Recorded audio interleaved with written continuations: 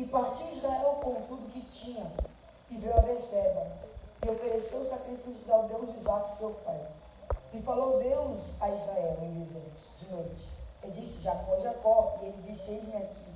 E disse: eu sou Deus, o Deus de teu pai. Não temas a descer ao Egito, porque lá eu te farei de ti uma grande nação. Descerei contigo ao Egito, e certamente te farei tornar a subir, e lhes porá a mão sobre os seus olhos. Então levantou-se Jacó de Berseba, e os filhos de Israel levaram Jacó, seu pai, e os seus meninos, e as suas mulheres, nos carros que Faraó enviara para levar. Glória a Deus. Eu quero que você olhe para o seu irmão, para você lá no nome de Jesus. Olha para ele aí. Vê se ele está bonito, vê se ele está sorridente, vê se ele está. Vê se ele está feliz. Olha para ele, pelo amor de Jesus. Olha para ele. E fala assim: o Egito. Não, irmão, se você falar, pode falar para ele, ele não vai te morder, não. Ele não vai te morder, não. Fala assim: o Egito não pode aniquilar o seu potencial de crescimento. A última vez fala: o Egito não pode aniquilar o seu potencial de crescimento. Se aceite na glória de Jesus, por favor. Quero ser muito rápido, muito objetivo para você. No capítulo número 46 do livro de Gênesis, a Bíblia, Deus fala com Jacó, ou melhor, Deus encoraja Jacó a descer ao Egito. Deus falou: olha, Jacó, pega tudo que você tem, esse tudo que ele tinha, no versículo número 1 fala, era toda a sua família, toda a sua parentela, pega tudo que você tem e vai para o Egito. Só que a promessa, a ordem é o seguinte: vai para o Egito, porque lá eu te farei uma grande nação. Só que aonde Jacó está, ele está em Canaã. É claro que Canaã não era a grande terra prometida na época dele. Porém, Canaã tinha um nível de prosperidade maior, mais voltada para o povo de Deus. Porque sabemos que o povo de Deus, quando foi para o Egito, foi escravo, passaram fome, passaram eleição. Só que Deus falou assim: Jacó, pega tudo que você tem, sai de Canaã e vai para o Egito.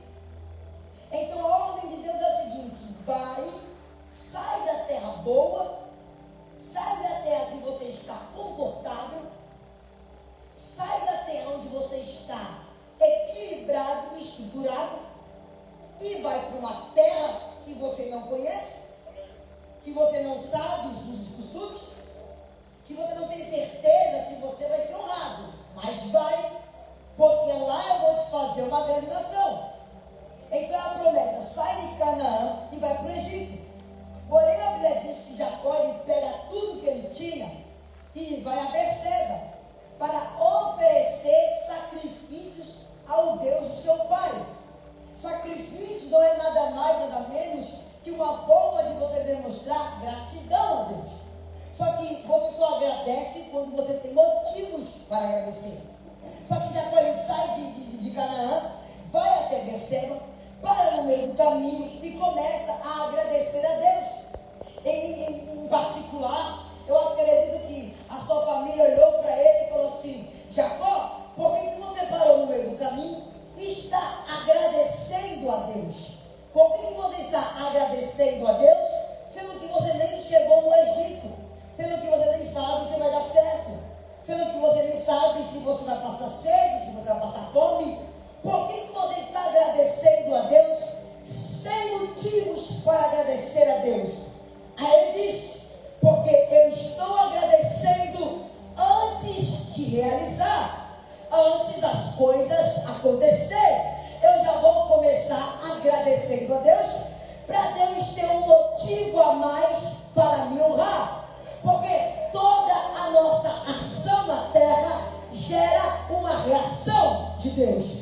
Toda a nossa atitude gera uma reação de Deus. ação for desobedecer, enquanto a nossa ação for entrar por aqui e sair por ali, enquanto a nossa ação for fingir que Deus não está falando conosco, nada vai acontecer. Mas a partir do momento que o céu falar vai, e você pegar suas coisas e ir, a reação de Deus será chorar na terra que você não imagina. Levante a sua mão se você quer uma palavra profética, porque eu quero liberar uma palavra sobre a sua vida nessa tarde. A ação de Jacó foi escutar a Deus, obedecer a Deus e ir para o Egito, mesmo sem nada garantido, mesmo sem nada da proposta, mesmo sem nada na mesa. Mas ele entendeu que a partir do momento que ele começar a fazer aquilo que Deus pedir, a reação de Deus será honrar ele. Nessa noite o Senhor está dando para a sua vida, independente do lugar.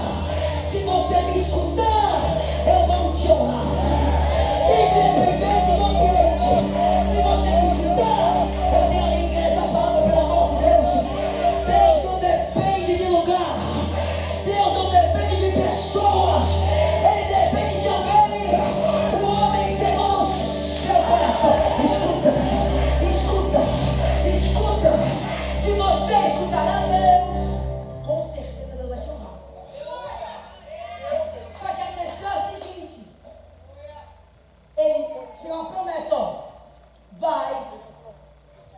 E ele para agradecer. A primeira coisa que chama a atenção de Deus, meu pastor, é que ele não tem nada garantido. Ele não tem nada para agradecer. Ele não chegou, mas ele já está agradecendo antes de Deus fazer. Ele já está dando glória. Ele já está oferecendo sacrifício a Deus antes de Deus cumprir a promessa da vida dele.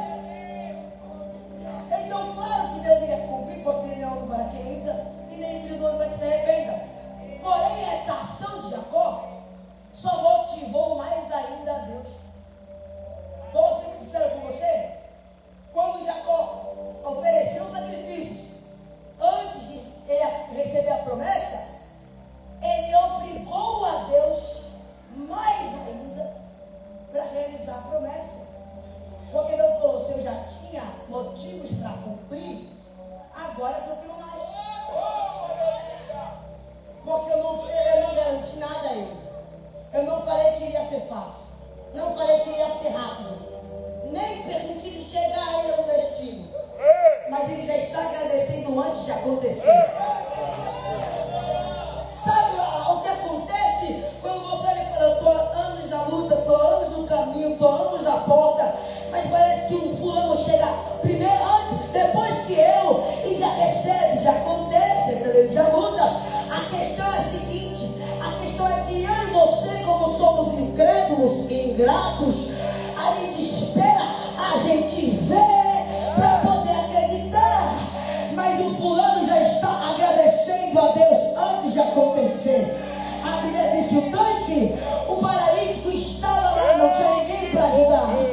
As pessoas olhavam para ele, tinha dor e passava na sua vez. As pessoas olhavam para ele, tinha pena e passava na sua frente. Ele diz: Deus, até quando eu vou esperar alguém me ajudar? Mas o que ele não sabia é que ele não precisava do tanque. Ele precisava do dono do tanque. Oh glória! Oh glória! Tem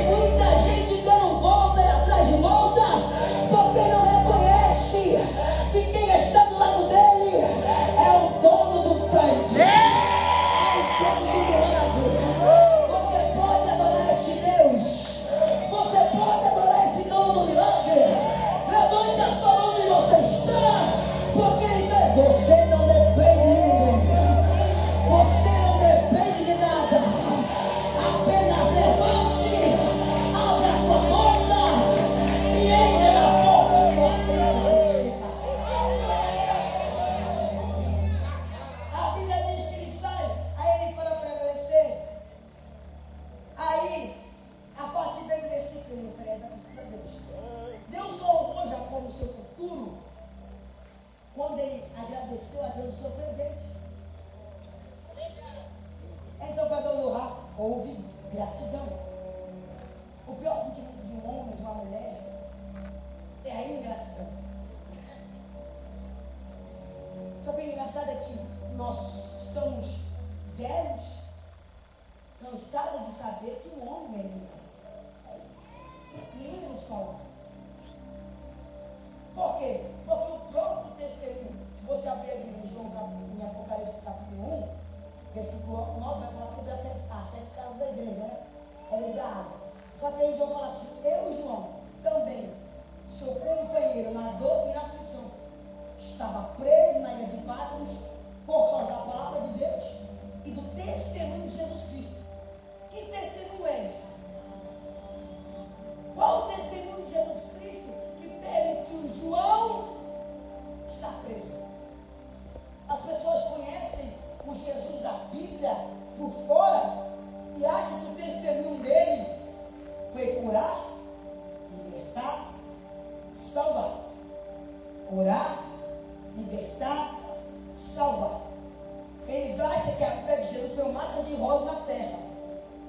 Mas o mesmo que enquanto curava, enquanto sarava, enquanto libertava, estava sendo traído, vendido, crucificado, abandonado, traído. Só que enquanto ele curava, enquanto ele libertava, enquanto ele falava, se você for parar para analisar, a Bíblia diz que ele tinha 70 discípulos. Só que de 70, ele escolheu 12 para andar com ele. Dos 12 que andavam com ele, apenas 3 eram íntimos. E dos 3 íntimos, apenas um ficou aos pés da cruz da sua morte. Então você para analisar que às vezes, nem sempre que a pessoa começa com você, significa que ela vai terminar com você. Começou 70, mas na hora da sua morte só durou 1. Ou seja, enquanto tinha cura, tinha 70. Enquanto tinha milagre, tinha 70. Enquanto tinha bênção, tinha 70. Quando os soldados começaram a correr atrás, Jesus apenas ficou 1. Então é claro que enquanto tem bênção, a carruagem vai andando e as pessoas vão pegando em mão. Porém, a hora que Cristo vai ver quem é íntimo de verdade, apenas fica. Eu não sei aonde você vai ficar. Eu não sei qual grupo você vai se colar. Mas eu já decidi me colar ao que vai permanecer na cruz.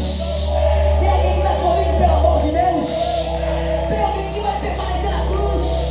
O sangue pode bater na canela, mas eu escolhi permanecer com Jesus. Eu escolhi permanecer com Jesus. Eu escolhi. Então, se você vê, é claro que o testemunho que João diz, não é um testemunho de glória em glória, não é um testemunho de mais de obra.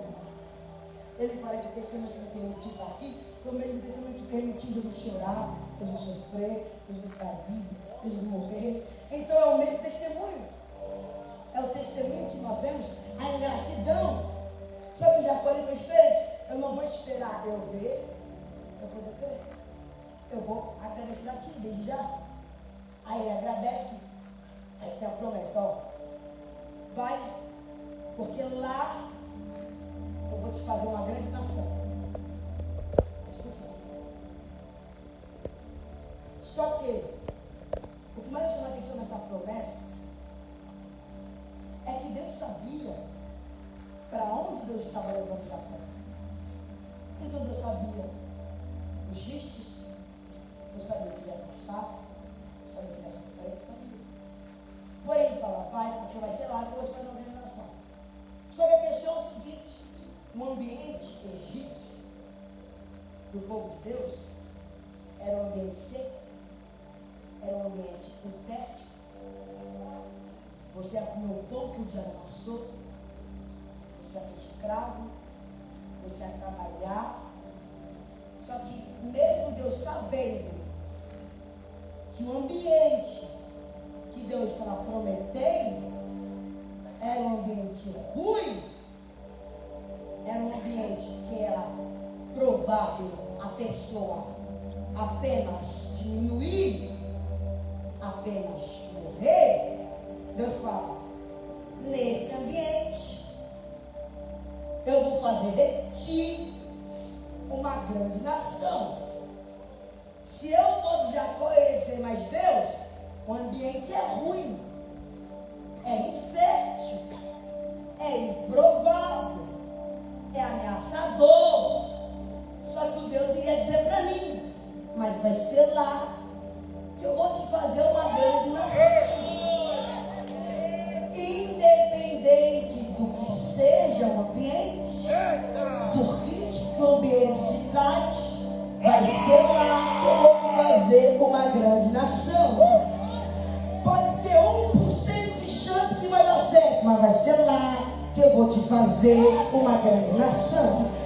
Aí a Bíblia diz, olha como a Bíblia é perfeita. Aí a Bíblia diz, em Gênesis 46, que Jacó sai, versículo 26 e 27 vai dizer, que Jacó sai com 70 pessoas do Egito. Só para ela entender as 70 pessoas do Egito. A nação que você vê hoje, em Gênesis 46, era apenas 70 pessoas. Aí ele sai, Israel sai com sua parentela, com 70 pessoas vai para o Egito. Aí o tempo passa. A Bíblia diz que o povo passa mais de 430 anos no Egito. Passa Gênesis 46, 47, 48, 49, 50, acaba a Gênesis, outra geração. Aí Êxodo 1, 2, 3, 4, 5, 6, 7, 8, 9, 10, 11, 12 e 13. Quando chega em Êxodo 13 e 14, a Bíblia diz que o povo está sendo liberto do Egito. Aí na hora da travessia do Mar Vermelho, a Bíblia diz que tinha, o povo passa, e se você for estudar, tinha mais de 3 milhões de pessoas na travessia do mar. Então demorou 430 anos. Demorou de Gênesis 46 até Êxodo 13 e 14. Só que nesse tempo, a probabilidade deles crescer era nenhuma. Nesse tempo, a probabilidade deles aumentar era nenhuma. Só que a promessa era: vai, porque lá eu vou te fazer uma grande nação. O ambiente continuava ruim, o ambiente continuava improvável, o ambiente continuava infértil, mas a promessa era: vai, porque lá eu vou te fazer uma grande nação. Ele sai com 70 pessoas, em Êxodo 13 e 14, aquelas 70 pessoas agora são mais de 3 milhões de pessoas. Levante a sua mão, porque talvez essa vai ser a maior palavra profética que você recebeu nesse dia. Levante a sua mão, porque hoje talvez vai ser a maior palavra profética que você vai receber nessa semana. O céu olha para você e diz: o ambiente pode ser improvável, o ambiente pode ser infértil, o ambiente pode ser desastroso, mas eu vou te fazer uma grande nação. Independente do ambiente, você vai crescer, você vai crescer, você vai crescer. Pode querer te matar, mas você vai crescer, você vai crescer. Pode passar fome, mas você vai crescer, você vai crescer. Tem alguém que compreende essa palavra? Independente do ambiente. Então, na Bíblia de prova, a Bíblia diz em Êxodo 2 que Moisés foi escondido por 3 meses. No verso 2, no verso 3, a Bíblia diz que ela não pode mais esconder o menino. E não podendo comer mais escondendo, como vocês, ele preencheu o cabelo com os ímpios, colocou o menino dentro. A pergunta é: por que o menino não pode mais ser escondido? Porque o ambiente que ele estava, o esconderijo que ele estava pequeno, o tamanho que ele estava crescendo. Então o ambiente dele era pequeno. Então ele tinha que sair de lá. Talvez o ambiente que você está hoje é muito pequeno para o seu potencial de crescimento. Então ele foi obrigado a sair de lá, porque o ambiente era pequeno demais para o tanto que ele estava crescendo. Mas não compreende? Só existe 2 opções. Quantas opções? Só existem 2 opções. Ou Deus te arranca do ambiente, ou Deus muda o ambiente por causa de você. Eu vou repetir para você melhorar o seu glória. Só existem 2 opções. Olha para o seu irmão, cutuca ele e fala: só existem 2 opções. Ou Deus te arranca do ambiente pequeno, ou Deus aumenta o ambiente por você. Mas você não vai parar de crescer. As pessoas vão olhar para você e falar: Deus vai dizer, ou Deus me arrancou do meu ambiente, ou Ele fez o meu ambiente crescer por causa de mim.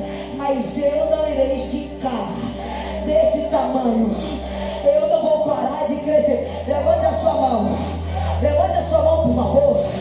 Ou você vai sair do ambiente que está pequeno demais, ou Deus vai crescer, aumentar o ambiente. Porque o seu potencial de crescimento é grande. É grande. Nessa tarde, Deus trouxe aqui para poder te dizer, independente do ambiente, mas você não vai parar de crescer. Ah, mas tem a pandemia, mas você não vai parar de crescer.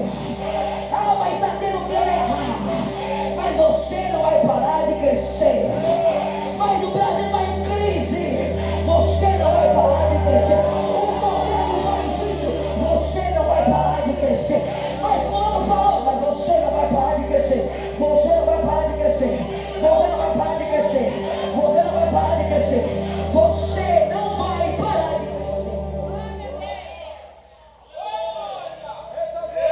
Atos capítulo 2 vai falar assim, ó, que de repente veio um som do céu como de um vento veemente furioso que chegou da casa. Foi de repente. Existe uma breve diferença entre o de repente e o do nada. São palavras parecidas, mas que têm um significado totalmente diferente. Quando você fala de repente, acontece algo que foi prometido, algo que foi esperado, algo que foi almejado e que você estava esperando.